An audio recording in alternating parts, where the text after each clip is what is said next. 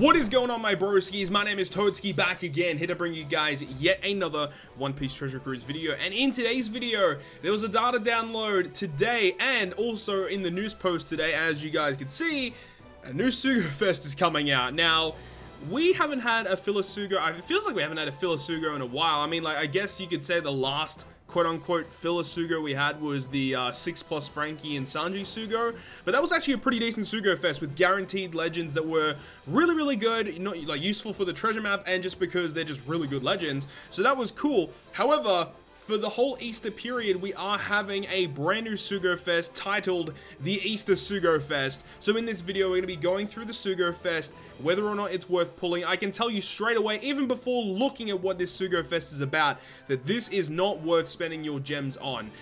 But let's go ahead and have a look at it anyway, because it might have some surprising factors about it. I hope it does have surprising factors about it, and I really hope that it does, you know, even just entice you just a little bit to be pulling, because I hate it when they do announce a SUGO-FEST and they hype it up and the SUGO-FEST is actually terrible. So I really hope that this time around it isn't like that, and it actually, you know, gets people to contemplate pulling, because looking at this banner right now, it doesn't look too crazy, you know, about the characters that are on it.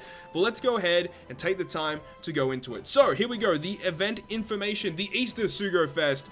This SUGO-FEST, characters with Easter themed are rate boosted. Okay, that actually makes a lot of sense why those characters are on it, because we've got Carrot, obviously, as a bunny, and we've got Tamago, who is an egg. So that actually makes a lot of sense. Plus, all characters in Part 1 will join with 5 attack cotton candy, and characters in Part 2 will join with 5 HP candy.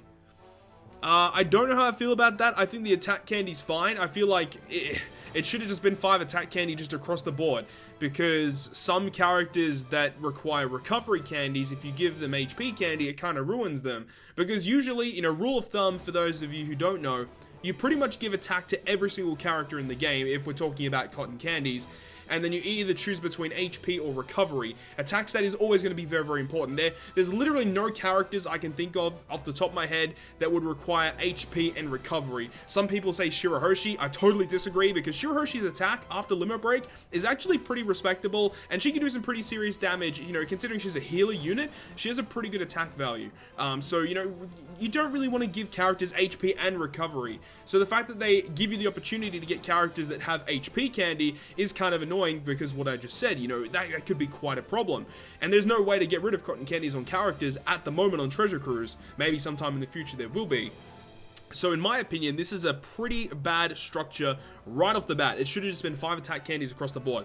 And it says, what's more, all wanted posters are guaranteed to be 4-star or better. Obviously, that makes a lot of sense. If it wasn't 4-star or better, like, this SUGO-FEST would have been straight garbage. But so far, not very impressed at all. Let's continue on. The SUGO-FEST, obviously, as said just before, it's going to be split into Part 1 and Part 2, with the rate boost of characters going to be changing each time. Obviously, check the notice to see which characters are rate boosted, of course. Now, for Part 1, it's going to be running from the 18th until the 21st of April. So for the first 3 days of the SUGO, we're going to have Part 1 active, which is the 5 attack candy characters. And then we've got Part 2 running from the 21st until the 24th. So wow, this SUGO-FEST is running for a very long time. And I'm not a big fan of that, because I really just want Capone to come out. And Capone should be the next legend arriving on Global. And if we go by the release structure of Japan, you know, we should have Capone, as I just said. And then the treasure map, the next treasure map SUGO should be Legend Zephyr. So there needs to be some spacing in between these characters. I don't think they'd go back-to-back SUGOs with brand new legends coming out. They'd probably need a bit of a break between them. So I am expecting Capone to come maybe after this SUGO-FEST. We'll have to wait and see, though. I really hope that he does arrive, though, because I will be doing pulls for Capone for sure. So let's continue on here. Now we've got the SUGO-FEST structure. So it looks like the structure between both parts is the exact same. So Part 1, we're going to have, or Part 1 and Part 2, the first multi and the 4th multi are 30 rainbow gems, which is nice. Obviously, discounts. They've given discounts a lot to Global recently, which I'm a big fan of, you know. But considering I do buy a lot of gems in the in-game shop, you know, the discounts are always going to be very useful. Thank you very much for that. However, obviously, you know, this isn't really a SUGO-FEST that you want to be pulling on, from what we can tell so far. But, you know, discounts are great. Moving on, the 2nd and 5th, it says last wanted posters, recommended characters are... Oh, bro, what are they doing? Like, if they want people to pull on these Sugos, they need to make it guaranteed recommended character. Like a guaranteed rate boosted rare recruit or a guaranteed rate boosted legend on the 2nd and 5th multi. That would be a really good way to get people to pull here. The fact that it says rate boosted is terrible because, as we know, or as a lot of you guys would know, when it does say that a recommended character is rate boosted, the chance of you getting like a recommended character is actually like still not that great. It's really, really heartbreaking. It should just be guaranteed recommended character. It just should be that. It is what it is though. And then it says the 3rd, the 6th, and the 8th multi are just a guaranteed SUGO-FEST exclusive. Unfortunately, once again, no limited pool character for the guaranteed legend spots. Should have been if they want people to pull here. And the 10th multi, last wanted poster, is guaranteed to be a limited pool character. Again, that's nice that it's there, but 10 multis, no one is doing 10 multis on this SUGO-FEST. It's a terrible Sugo. Just looking at the structure, it is garbage. Absolute garbage.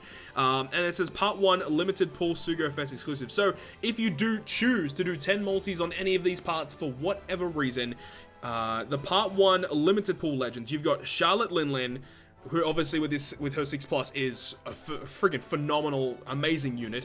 Then you've got Jinbei V2, which is cool, obviously the newest legend on Global.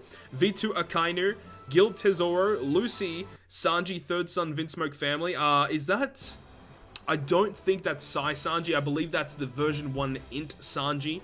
Then you've got Hody Jones and Marco. Okay, wow, they've really put in some older legends in here, but obviously with Sanji with his 6+, he is very good, but he was guaranteed in 2 multis last, the last filler SUGO-FEST. So that's kind of a bad deal, honestly. Marco is still very, very good considering how old he is. You know, despite his age, he is just still one of the greatest subs in the game. So if you don't have Marco, like, he's awesome to get. I still don't recommend doing 10 multis or just doing any multis. I don't recommend pulling it all on this SUGO-FEST. It's terrible. And then for the Part 2 limited pool SUGO-FEST exclusive, Wipe It and Marco, one of my favorite legends in the game, so amazing. And there we go, there's V2 Sanji, and you've also got V2 Doflamingo there as well. That's a really weird batch of characters that they've chosen. I don't really understand the reasoning behind these particular characters. I guess Big Mom for Easter kind of makes a little bit of sense, but the rest of the characters I don't really get. Then you've got Shiki as well, Vinsmoke Judge, Kung Fu Luffy, Shirahoshi, and Knight of the Sea Jinbei. This is exactly what I was saying, right? Why, for Part 2, have they got characters like Shirahoshi boosted? That literally makes no sense. Oh my god. They went and did it. You know, as we said, with Part 2, you get characters with HP candy, so Shirahoshi being rate boosted for Part 2 is terrible. Oh, what are they doing? Oh, dude, they really screwed the pooch with this one, man. Like, just don't pull. Completely skip this SUGO-FEST, even though it is going to be available for like 6 days, and I know some people really struggle to not pull. This is just such a bad SUGO-FEST. I think that people that do struggle not to pull are going to find it easy to skip this SUGO-FEST because of how bad it is. Bro, this is terrible. Tap the wanted poster in the bottom left-hand side of the tavern to see the recommended characters, and check the notice on details of which SUGO-FEST exclusive characters are going to appear. Only the 5-star versions are going to be appearing, which I think they've pretty much scrapped that now, where you can pull the 6-star legends. That hasn't been a thing for many months now, so big thumbs up from the community because we really hate pulling the evolved legends, so that's cool. And then it says there are no additional rewards after the 10th multi, and the counter will reset between parts 1 and part 2. Don't even worry about that. Tap the recommended characters to view the recommended characters, obviously. So let's actually check this real quick. So this is obviously part 1 that I've time traveled to. Big Mom, Jinbei, Akainu, Tamago, Carrot. So those are obviously all the recommended characters.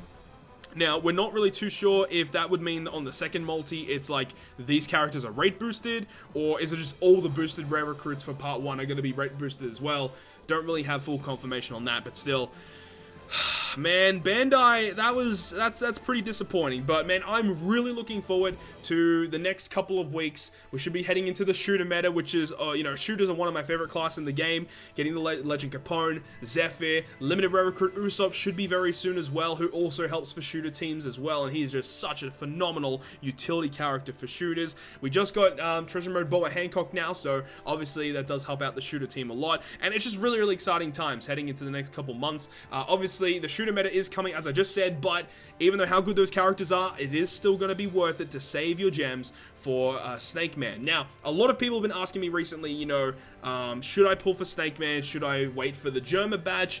And I'm just going to say this out to you guys straight away. If you already own Gear 4 Quick Luffy, you don't really need to be pulling for Snake Man, because obviously the Tank Man is cool, but Snake Man is just an objectively better legend in comparison. Like, the 6+ is just better.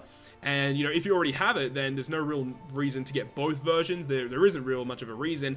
And I would recommend it, you know, if you already own Gear 4 Luffy, to save past the Katakuri Sugo for the Germa SUGO-FEST. However, it is still worth pulling on the Katakuri SUGO-FEST, because obviously Katakuri is amazing, and it is a double legend rate SUGO-FEST, so I can completely understand if you want to be pulling there. I think it will be a very good SUGO-FEST, but, you know, it's just things to look forward to. This is just a filler SUGO-FEST that you guys don't really need to be worrying about, so, you know, that's quite good. And, you know, especially with this banner as well, like, this Judge banner is also terrible. They're just chucking really bad banners at us right now, and, you know, if you're pulling here, then I think it's kind of ridiculous, but either way, you do you with your gems, you know. If you want to be pulling here, then, you know, more power to you. But anyways, that is going to conclude this video. I hope you guys did enjoy it, and if you guys did, make sure to leave a like, and if you want to stay up to date with all of the content I post, including more One Piece Treasure Cruise content, make sure to hit the subscribe button down below. But on that, guys, I'll see you guys within the next video.